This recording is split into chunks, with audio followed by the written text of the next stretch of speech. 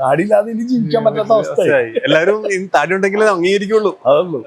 പിന്നെ കുറച്ചുപേര് എന്തെങ്കിലുമൊക്കെ നെഗറ്റീവ് പറഞ്ഞോട്ടെ അല്ലേ? അതിനൊന്നും കുഴപ്പമില്ല. നമുക്ക് അത് ഞാൻ പറഞ്ഞില്ലേ, ചിലര് ഇപ്പൊ താടി, അത് താടി എന്ന് പറയണത് ചിലരുടെ ഉള്ളില് ഒരു തീവ്രവാദികളുടെ സിമ്പല് പോലെയാണ്. താടിയുള്ളവരെല്ലാം തീവ്രവാദി എന്നുള്ളതാണ്. എന്റെ കൂട്ടത്തില് രാഹുൽ എന്ന് പറഞ്ഞത് അവിടെ ഉണ്ട്.